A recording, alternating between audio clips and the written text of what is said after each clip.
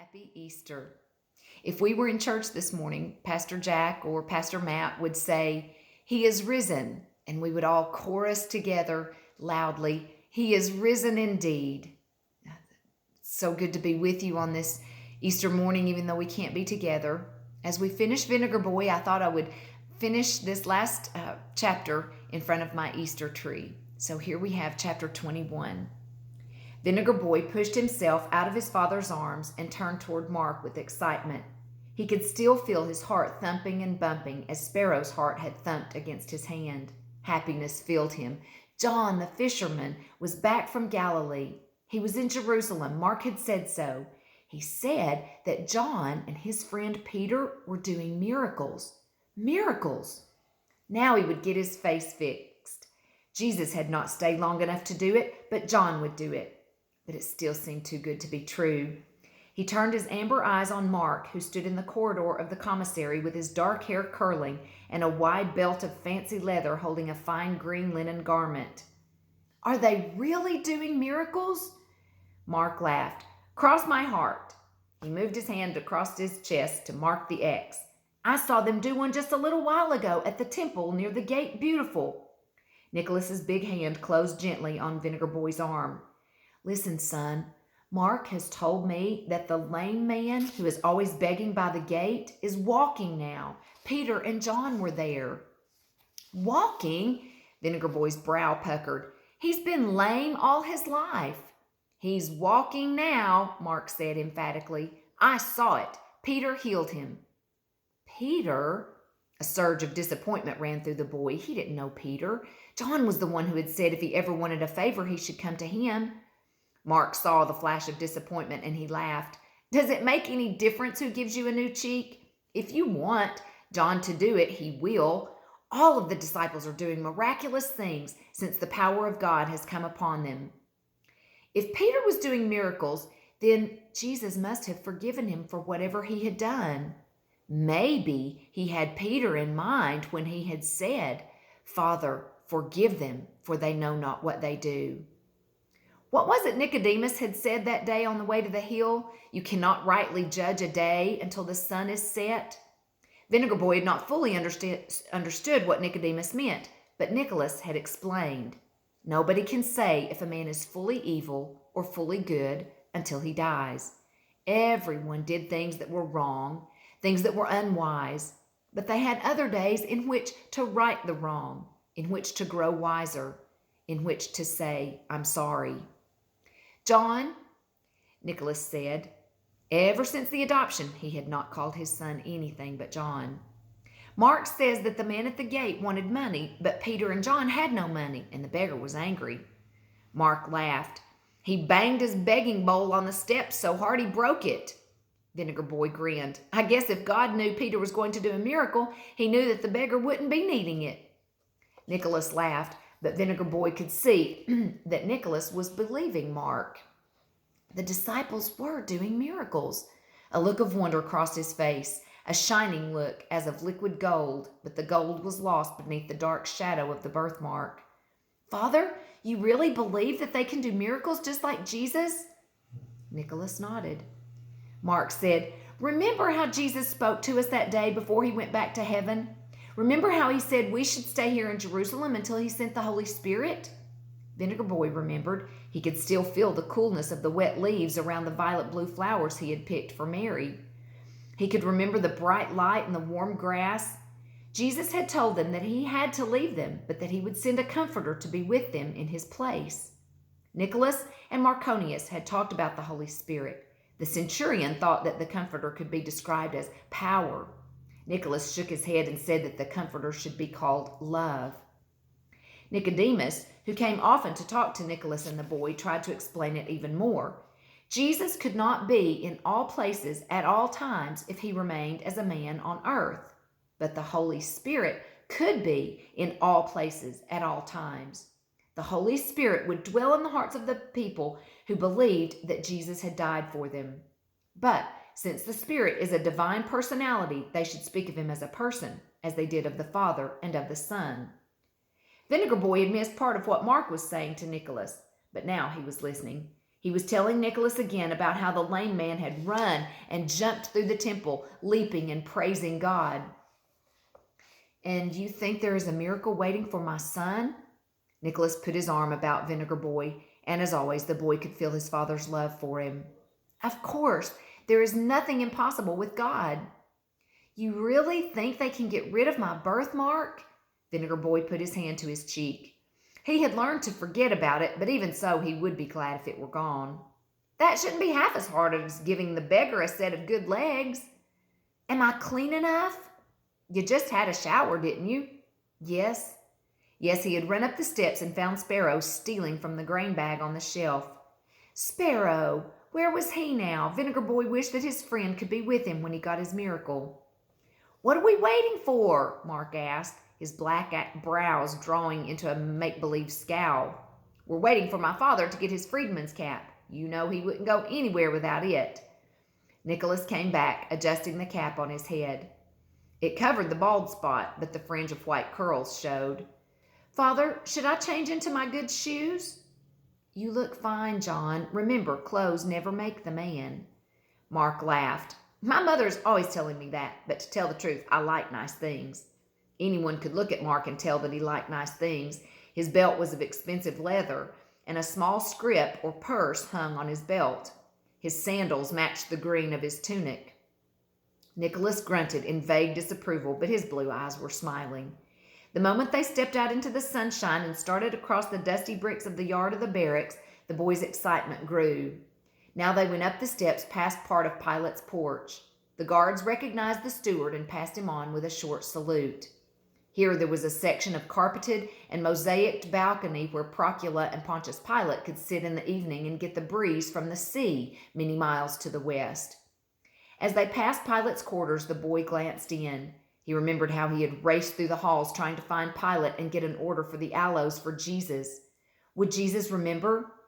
Would Jesus let John have whatever power it took to give him a miracle? Maybe Peter would have to do it. But to be honest, he knew he wanted his friend to do it. John was the kind of man he wanted to be, gentle and kind. Long before they came to the strong iron steps that led downward into the outer porch of the temple, they could hear the confusion of voices. Vinegar Boy saw the sun dancing on the golden roof of the building. He could smell the smoke of the altar fire and the burning flesh of a sacrifice. As they started to descend, he wondered how they would ever find Peter and John in the crowd. People jostled people. They were talking and arguing and buying pigeons and doves. Some were haggling over the price of the grain and the oil for the offerings. Some were growling that the moneylenders had cheated them. The boy wished Marconius had shown him the secret way that the soldiers used to get from the fortress into the heart of the temple area, but Marconius had never told him. Vinegar Boy stopped suddenly and turned to Mark. "Do you think we could find Marconius? If I get a miracle, I want him to be there too." "I'll try to find him. He must be here somewhere." Mark pointed. "I'll run down and find the disciples and tell them you're coming, and then I will find Marconius for you." Mark started down the steps 2 at a time. "He'll kill himself," Nicholas muttered, but Vinegar Boy laughed. Mark, who wore the fancy clothes, was just like any other teenager who loved to race down steps. Vinegar Boy wished he could leap down too, but he had to wait for Nicholas. Why were old people so slow? He felt a rush of shame and knew his birthmark must be glowing dark red. It didn't make any difference to him if Nicholas took all day to get down.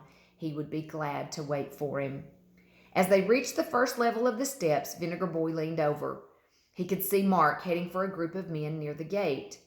Then Vinegar Boy grabbed Nicholas and pointed. He had seen John, he could tell, even far away. And the bigger man must be Peter. Vinegar Boy thought he saw a small bald spot on the top of his head, just like the one Nicholas had. Mark had reached John, and the boys saw the fisherman's head swing up. His eyes turned toward the stairs, then his hand lifted. The boy's heart leaped, and he began to wave violently. He couldn't see John's blue eyes, but he knew they were shining with friendship. "Come on, Nicholas, please hurry." The steward went faster and breathed harder. His feet hit the iron treads of the steps with solid thumps, and then Nicholas stopped. He was breathing hard, but it wasn't the exertion that caused him to halt. He laid his hand on Vinegar Boy's shoulder and said, "Listen." The voice of Peter had lifted, and his words came clear. But for a moment, Vinegar Boy did not think of Peter. The heaviness of his father's hand upon his shoulder made him think of Barabbas. Barabbas and the darkness and the ugly odors of the alley. The alley was gone now, even as Barabbas was gone. The old tenement house had fallen during the earthquake on the day Jesus died. Ye men of Israel, why marvel ye at this, as though by our own power or holiness we have made this man to walk? Now Vinegar Boy saw the man who had been lame all his life. He was ragged, but he stood beside Peter, showing everyone his good legs. A silence began to fall over the people and priests in the court. The cries of the sellers and the moneylenders faded away. Vinegar Boy thought God must have put his fingers to his lips and whispered, "Hush." Those who saw the beggar who had been healed began to listen to Peter. God hath glorified his Son Jesus, whom ye delivered up and denied him in the presence of Pilate when he was determined to let him go. John had spoken with poetry and tenderness on the crucifixion day, but Peter's voice thudded against the columns and the walls of the temple like the hammer that had driven the spikes into the hands of Jesus. I know that through ignorance ye did it, as did your rulers also. The priests and the elders who had clustered in anger began to mutter, "Who was this man to accuse them of ignorance? Was he not an ignorant fisherman from Galilee?" Many of those who listened fell to their knees. Some cried and lifted their hands to heaven as if pleading. They had been among those who had cried for Jesus to be crucified. They had been among those on the hill who had mocked him. Now they knew they had sinned against God and against his Son. Vinegar Boy and Nicholas watched as Peter and John walked among them, laying their hands on the bowed heads and speaking softly. Peter's voice had changed. He sounded more like John. God, having raised up his Son Jesus, sent him to bless you. Now the Sadducees, who did not believe in a resurrection, began to argue with the priests and the elders and the temple guards that something had to be done with these men before they convinced everyone to follow them and believe in Jesus. Perhaps they should arrest them, scare them, make them promise to quit preaching that Jesus could forgive sins. For indeed, multitudes were crowding about Peter and praising God. But Vinegar Boy saw John withdrawing from the crowd and coming down the stairs. Vinegar Boy waited on the second step. His heart was pounding as John reached out a hand to him. The big hand covered the little one, and Vinegar Boy remembered the nest of calluses on the fisherman's hand that came from rough work with the fishing nets and from holding the tiller during the storms on the Sea of Galilee. No words came from either of them at first. Both were remembering the day of sadness. Then John spoke. His voice was as the boy had remembered it, flowing with richness as good wine. "How are you, boy?" "Fine, sir. This is Nicholas, my father." He spoke with pride, and Nicholas smiled. "He is my legal son now. His name is John, son of Nicholas." "I know." The fisherman was pleased. "Mark has told me." Vinegar Boy looked at John with serious amber eyes. "I hope you don't mind. I really didn't take your name without asking. John Mark gave me the first part of his name because he didn't like it. I do. I want to be like him." The sunburned Galilean smiled. "I am flattered that you want to be like me, but frankly, I would give all that I have to have a heart as pure as yours." "He has always been a good boy," Nicholas said, and laid his hand on the shoulder of his son. "But goodness isn't enough, is it?" The boy looked up. Nicodemus had said something to Nicholas about nobody being good enough. Everyone had done something that they were ashamed of, and only Jesus could forgive them. "You must believe that he came to save you," John said softly. "We do, don't we, Father?" Nicholas nodded. "Somebody wants you," John said, and pointed toward the top of the steps. Marconius was there. John Mark had found him. The centurion was in full dress. A red plume bobbed over a silver helmet. Bronze medallions blazed on his breastplate just as they had blazed on the day of his adoption. Behind Marconius and Mark, the sun hit the stones of the fortress with red gold light. The light blinded the boy for a moment, and his vision was blurred. It seemed to him that the beam of light separated and crossed. He could see the soldier and his friend. and it looked as if they were on the hill again with the cross of Jesus behind them. He could hear Mark shouting, "This is Jesus of Nazareth, King of the Jews." He could see Marconius taking off his helmet and kneeling as he wept. Truly, this was the Son of God. And then he seemed to hear another voice, "Whosoever shall give a cup of water in my name shall not lose his reward." For a moment he was confused. Who had spoken? What cup of water? Nobody had given Jesus any water, only vinegar with a bitter drug in it. Now he remembered. John had told him. And then before him, as though he were living it over in a moment's time, he saw the day of sadness. His flight to the hill, Barabbas under the stairs, the gourd of water from the fountain, and the dirty loaf of bread. He saw Dismas asking to face the sun, and he heard Mary crying. He could see himself picking flowers for her. He remembered the blisters and the cool grass and the storm. He felt the smarting of the cheek where Nicholas had slapped him because he was rude and sassy. But he had wanted those aloes for Jesus. All of it, the whole awful day, went before his eyes, and he saw himself standing at the foot of the cross where Jesus was dying and saying, "Jesus, Lord, King." And he felt again the push of the wind and heard again the crackling lightning as he clung to the cross, begging in his heart for a miracle. "Now, Lord, please." How long he stood gazing with blinded eyes into the sunlight beyond the centurion and Mark, Vinegar Boy never knew. But as it faded, he could see his friends descending toward him. The sunlight followed them.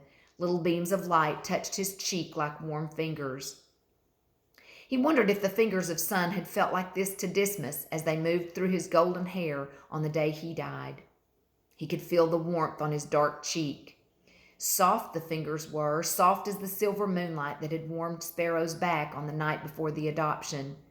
Something flew past him, a soft shadow, a friendly chirp. Sparrow was here! The boy shivered with joy. All of his friends were here. Marconius and Mark and John and Sparrow and dear, dear Nicholas, his father. He didn't need anything else. He would never need anything else. But he knew that he was to have something more, because there was a love greater than his for his friends, greater than any man's friendship. Marconius had told him that Jesus had said his joy should be in them, pressed down and overflowing, bushels and bushels of joy. This joy was running through him now, gurgling, laughing like a runaway brook. Vinegar Boy turned. He expected John to lay his hand upon his cheek, to say something, but John didn't move. He didn't speak. Vinegar Boy saw that the fisherman couldn't speak because his blue eyes brimmed with tears. Nicholas thrust out his hand in an expression of joy, and then, leaning over the iron balustrade, he began to weep. Mark reached Nicholas first and put his arm about the heavy shoulders. "I told you he could do it." Marconius came nearer. "He's done it, boy. He's done it." And then, strangely enough, the boy could hear the ecstatic song of the sparrow. He sat on the cornice of a white marble column, and he sang as he had sung on the morning of the resurrection day. Then he had sung, "He is risen, he is risen." Today the song was different. He was repeating what Marconius had said. "He's done it, he's done it." The boy looked up at the centurion, light breaking across his face. Golden light that met no darkness. "Marconius, is it really gone?" The centurion's chin trembled. His voice broke. "It's gone, boy. Completely gone." Vinegar Boy turned to John. The fisherman touched the unblemished cheek softly. "I had thought the gift might be through me, but God has his own mysterious ways of doing things." Vinegar Boy threw his arms about the fisherman. "I will love you none the less. Now thank him for me, will you? But tell him I wish he had left just a little bit of it." "Why?" Mark turned surprised and puzzled eyes on him. "Why do you wish he had left a little of it?" Nicholas waited for his son's answer. John was also waiting. Even Sparrow had stopped chirping and tipped his head to listen. Vinegar Boy laughed, joy sparkling like wine in his amber eyes and across his fair cheeks.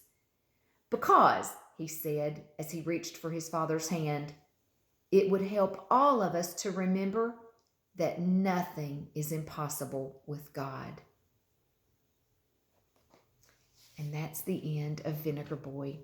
I hope you guys have enjoyed this as much as I've enjoyed trying to reach you there in your homes. And we'll be together again soon. Happy Easter.